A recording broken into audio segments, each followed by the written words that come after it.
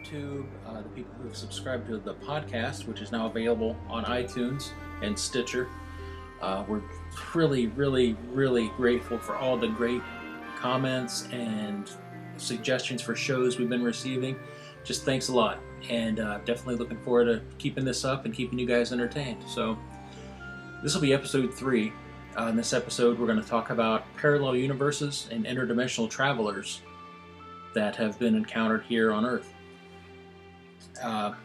Since being introduced in 1954, the idea of parallel universes has bogged the minds of scientists and average people alike. And maybe we're just a few megahertz of frequency away from an alternate existence, and it could be that maybe people we pass on the street every day are beings from another universe that have already mastered the art of dimensional travel. Quantum technicalities aside, the best information about these alternate realities comes from the tales of people who claim they have found dimensional slips and traveled to unfathomable worlds. I'm going to go over about 10 separate cases here, very briefly. The first case, probably arguably the most famous of these cases, is called the Man from Torrid. On a normal day in 1954, a normal man flew into Tokyo, but upon landing at the Tokyo International Airport, his seemingly normal trip took a very drastic turn for the weird. He handed over his passport to be stamped, and the man was immediately interrogated as to the whereabouts of his origins. It wasn't a case of racial profiling or anything like that. His passport looked authentic, and it actually was authentic, but it listed a country no one had ever heard of called Torrid, spelled T-A-U-R-E-D. The man claimed his country was located between France and Spain, but when asked to point it out on a map, he pointed to the Principality of Andorra. And he insisted he'd never heard of Andorra and that Torrid had existed for 1,000 years. He claimed that he was in Japan on business, something he had been doing for the past 5 years, and his passport seemed to back up his story, because it was covered in various customs and visa stamps, and he carried with him legal currency from several European countries. He even produced a driver's license issued by the mysterious country and a checkbook containing checks from an unknown bank. After more interrogation and confusion from both parties, the traveler was sent to a nearby hotel and an official decision could be reached. It was then discovered that the mystery man had vanished without a trace, which was troubling since the only possible exit was a window with no ledge that was 15 stories above a busy street. The Tokyo Police Department conducted an extensive search, but continually came up empty-handed. Hopefully, if he was really from a parallel Earth, he was able to find a way back to the comforts of his home in Torrid. Very strange. Story number 9.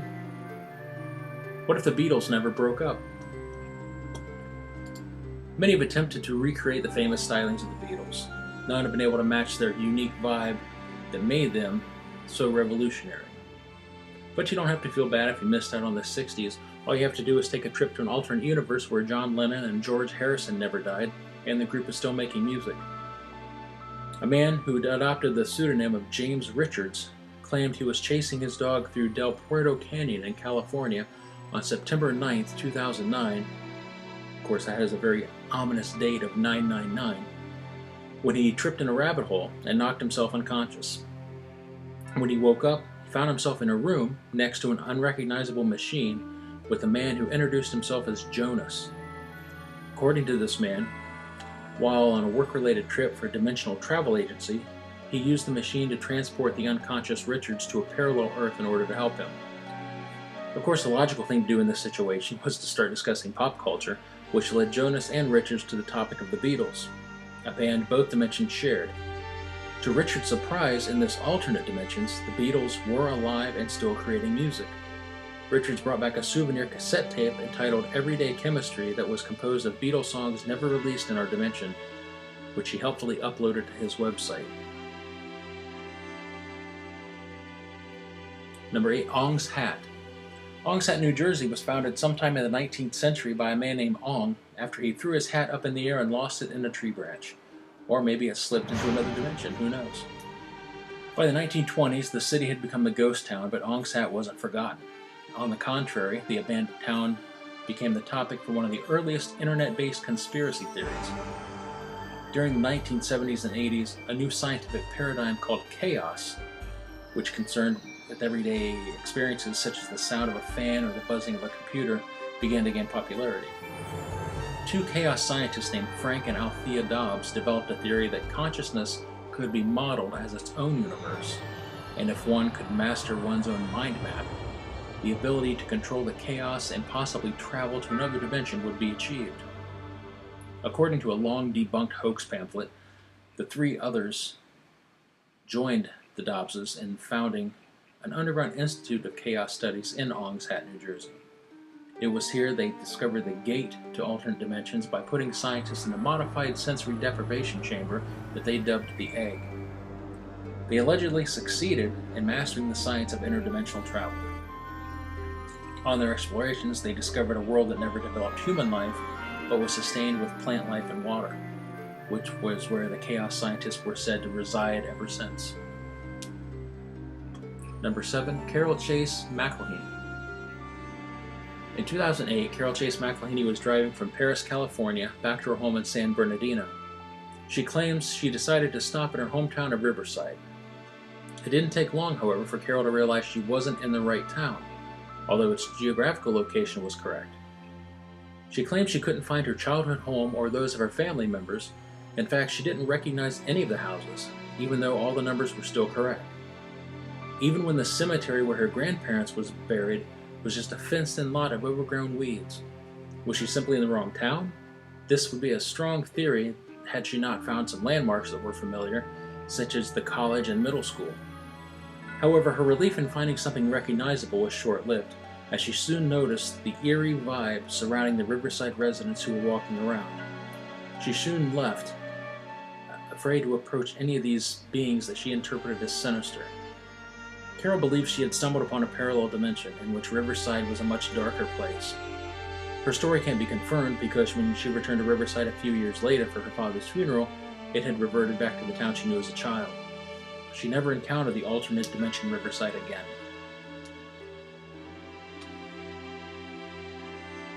Number 6, Lorena Garcia. In July of 2008, a well-educated 41-year-old woman named Lorena Garcia woke up in her bed on what seemed like an ordinary day. However, as she went on with a normal routine, she claimed she found small details that seemed peculiar. For example, her sheets and pajamas were different from what she remembered wearing to bed. She resolved to brush this off as just happenstance and drove to her place of work, where she'd been employed for 20 years. However, upon arriving at her department, she realized it wasn't actually her department, despite being in its usual location on its usual floor. Having decided that something weird was definitely going on, she returned home only to find the man for whom she says she had separated 6 months before, who acted like the separation had never taken place. Her new lover, whom she claimed she had been seeing for 4 months, was nowhere to be found. Even after hiring a private detective, his whereabouts remained unknown. There was no trace of him at his alleged residence, nor any trace of his family. While it seems more likely that Garcia's perceptions are the result of some neurological malfunction, she believes she woke up in a parallel universe. Unfortunately for the alleged dimensional traveler, Garcia has not been able to return to her normal universe, leaving her stuck in a dimension where she does not belong with a boyfriend she can't get rid of. Number 5. Pedro Olivia Ramirez. Around 11 p.m. on November 9, 1986, Pedro Oliva Ramirez claims he was driving from Seville, Spain to the town of Alcalá de Guarda. Being no stranger to this trek, it came as a shock when he allegedly went around a curve and found himself driving on an unfamiliar, straight 6-lane highway. He was surrounded by foreign structures and bizarre terrain. He felt a sensation of heat, while a chorus of voices rang out in the distance. One voice stood out among the others, telling him that he had just been teleported to another dimension. The cars around him, which passed at intervals of exactly 8 minutes, were outdated and either white or beige with dark, narrow rectangles for license plates. After about an hour of confused driving, Ramirez found a turnoff to his left, where signs stood pointing to Alcapa, Magala, and Seville. Ramirez began driving toward Seville, but when he stopped, he was astonished to find he was looking at his home in Alcalá de Guarda. When he retraced his steps, he could not locate the crossroads, the road sign, or the 6-lane highway again. Number 4. Gadianton Canyon. In May 1972, 4 girls were allegedly driving back to Southern Utah University after spending their Saturday at a rodeo in Pioche. While crossing the desolate Utah-Nevada state line around 10 p.m., they came upon a fork in the highway, where they veered to the left and began driving through Gadianton Canyon. Suddenly, the black pavement turned to white cement. Believing they had simply taken a wrong turn, the girls headed back the way they came, but to their surprise, they were suddenly driving past grain fields and ponderosa pines with no desert in sight. They decided to stop at a roadside tavern to ask for directions, but quickly changed their minds after one of the girls began screaming hysterically. 4 egg-shaped vehicles mounted on tricycle wheels with bright lights shining from the tops of them began speeding after them. The petrified girls sped back through the canyon as the white cement changed back to its normal black asphalt, leading them into the familiar desert. After wrecking in a creek, leaving them with 3 flat tires, they waited until morning to hike to Highway 56, where they flagged down an obviously skeptical state trooper. As outlandish as their story seemed, the tire tracks they left are difficult to explain. The only tire tracks left by the girl's Chevy ended abruptly only 200 meters into the desert, which leaves the mystery of how the girls ended up over 3 kilometers north of the highway with no physical evidence of their travels. The car was also missing a hubcap that was never located. Maybe it got lost somewhere in the Utah desert, or maybe it's being displayed in a museum on a parallel Earth. Number 3. The Montauk Project. Based out of an abandoned Air Force radar station on the eastern end of Long Island, the Montauk Project was a series of top-secret United States government experiments following the Philadelphia experiment, whose purpose was to create the technology to render ships invisible to radar detection. The 1943 project was almost too much of a success, as the USS Eldridge supposedly went literally invisible before being teleported into another dimension, eventually reappearing off the coast of Norfolk, Virginia. Because many of the crew died when the project went wrong, and those who didn't were driven to the brink of insanity, official funding for the Philadelphia experiment was pulled.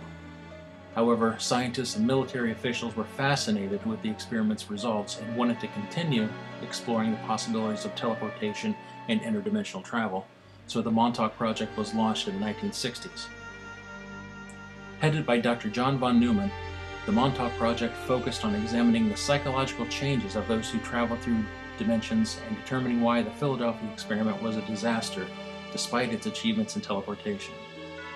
According to their theories, humans are born with a time reference point that is linked to the electromagnetic fields unique to this Earth and this dimension. This is why such a dramatic jump to another dimensional plane was so detrimental to so many of the crew, causing insanity and death. During the Montauk Project experiments, von Neumann solved this problem by creating a computer-simulated Earth and altering the body's time reference points. According to documents on the Montauk Project, von Neumann succeeded at sending people to other dimensions without consequence. However, upon the experiment's completion in 1967, a report was sent to Congress on their findings about mind control and interdimensional travel. Congress halted funding and terminated the project, fearing of mass mind control. Number 2. Shadow people. According to Albert Einstein, there are 4 dimensions, 3 of space and 1 of time, with the special property of the ability to bend light. Stephen Hawking furthered this theory by questioning the possibility of many more dimensions existing in the realm of our universe. However, according to Hawking, matter and light are confined to the membrane of the universe, making interdimensional travel impossible. Because space-time has the ability to bend light, however, there does exist the possibility that we can see shadows of people and even other galaxies in our own, and they ours. Supposed encounters with these shadow people are common in North America. One tale describes a woman meeting with the mysterious entities as a little girl while living in Dorchester, Massachusetts during the mid-1990s. During her first night sleeping in a new room, she claims to have seen a tall and unnatural shadow on her wall.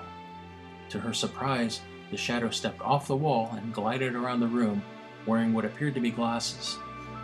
She saw 3 more of these shadow people near her closet. She eventually realized a large shadow was slowly enveloping the entire room, leaving her in pitch darkness before she leapt from her bed to take comfort in her grandparents' room. She believes that what she encountered that night were dimensional travelers who most likely saw her as a shadow person. Number 1. Marcahuasi Stone Forest. The Marcahuasi Stone Forest lies in the Andes Mountains in Lima, Peru. The stones are almost like sculptures, taking eerie shapes that look like human faces, but no one is sure how they formed. And if that isn't weird enough, the real mystery is the possibility of a dimensional door that is said to be located in the forest.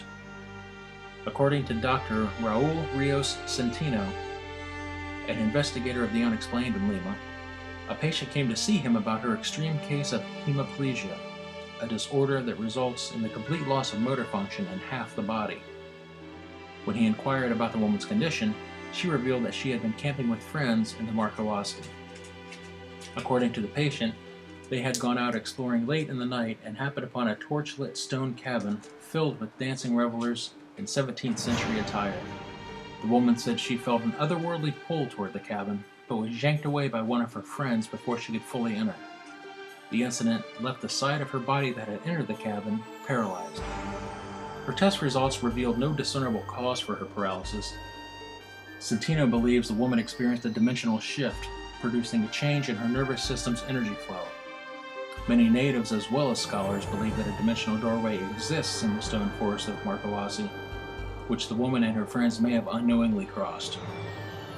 Had her friend not pulled her away at the last moment, this woman may have been lost forever. So there we have 10 cases of potential interdimensional travel or parallel universe visitors.